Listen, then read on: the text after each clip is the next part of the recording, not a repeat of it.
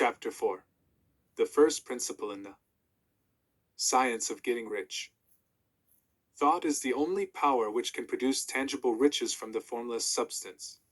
The stuff from which all things are made is a substance which thinks, and a thought of form in this substance produces the form. Original substance moves according to its thoughts.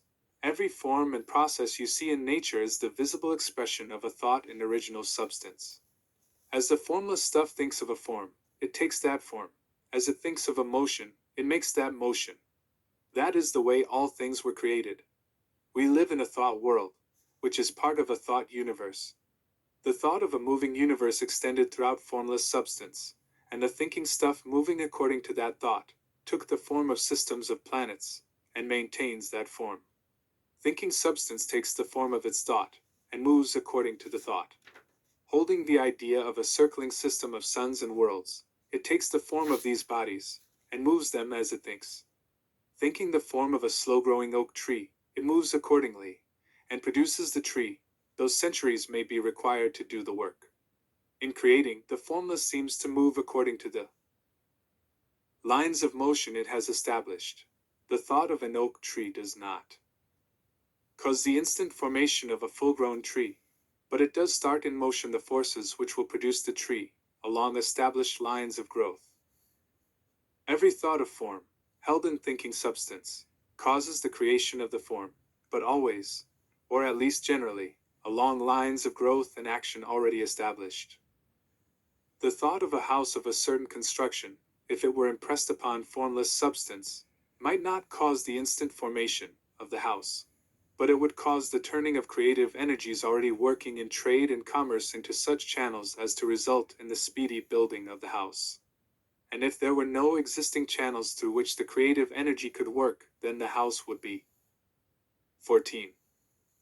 Formed directly from primal substance, without waiting for the slow processes of the organic and inorganic world.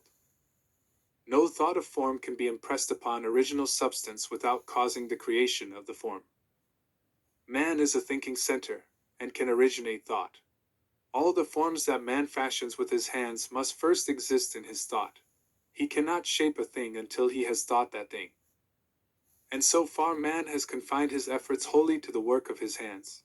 He has applied manual labor to the world of forms, seeking to change or modify those already existing. He has never thought of trying to cause the creation of new forms by impressing his thoughts upon formless substance.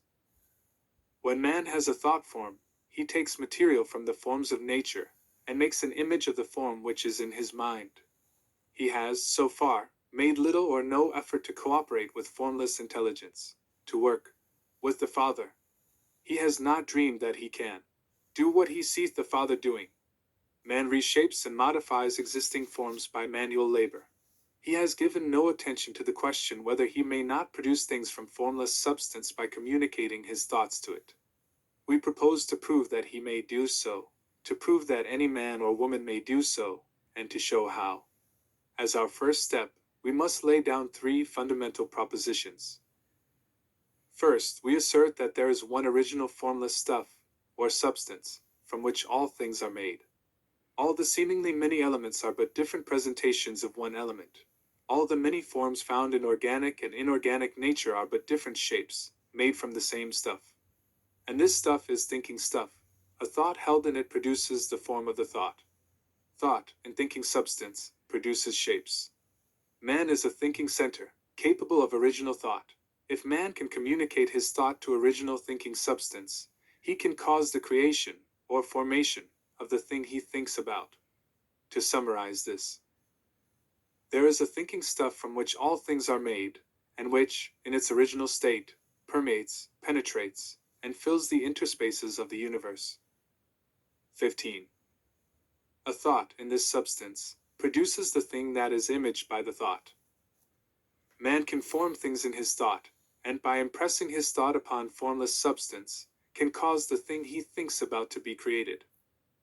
It may be asked if I can prove these statements, and without going into details, I answer that I can do so, both by logic and experience.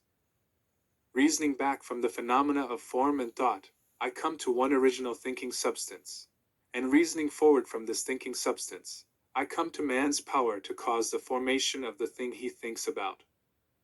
And by experiment, I find the reasoning true, and this is my strongest proof.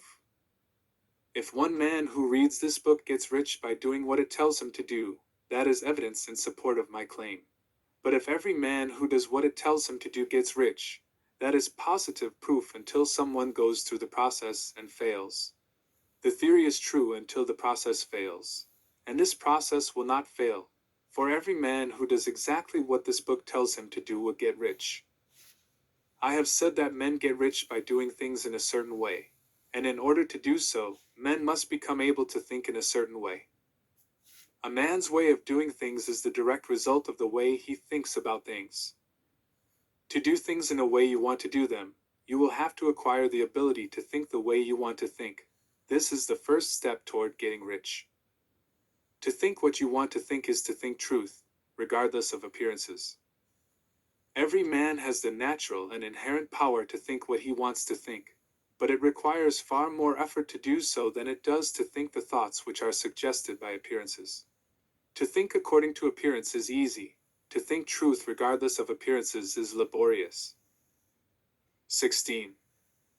And requires the expenditure of more power than any other work man is called upon to perform. There is no labor from which most people shrink as they do from that of sustained and consecutive thought. It is the hardest work in the world. This is especially true when truth is contrary to appearances. Every appearance in the visible world tends to produce a corresponding form in the mind which observes it, and this can only be prevented by holding the thought of the truth. To look upon the appearance of disease will produce the form of disease in your own mind, and ultimately in your body, unless you hold the thought of the truth, which is that there is no disease, it is only an appearance, and the reality is health. To look upon the appearances of poverty will produce corresponding forms in your own mind, unless you hold to the truth that there is no poverty, there is only abundance.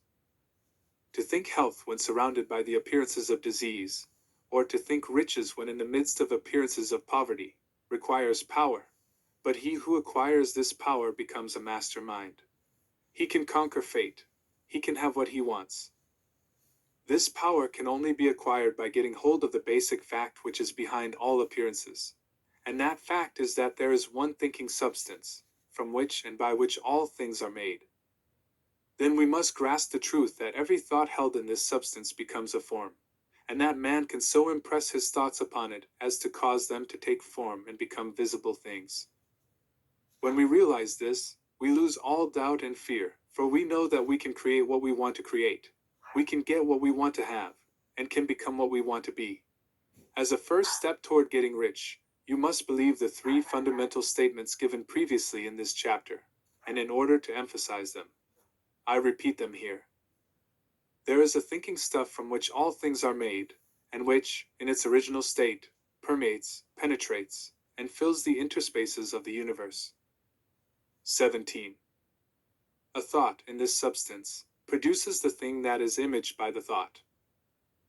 Man can form things in his thought, and by impressing his thought upon formless substance, can cause the thing he thinks about to be created. You must lay aside all other concepts of the universe than this monistic one, and you must dwell upon this until it is fixed in your mind, and has become your habitual thought. Read these creed statements over and over again. Fix every word upon your memory, and meditate upon them until you firmly believe what they say. If a doubt comes to you, cast it aside as a sin. Do not listen to arguments against this idea. Do not go to churches or lectures where a contrary concept of things is taught or preached. Do not read magazines or books which teach a different idea. If you get mixed up in your faith, all your efforts will be in vain. Do not ask why these things are true, nor speculate as to how they can be true. Simply take them on trust. The science of getting rich begins with the absolute acceptance of this faith.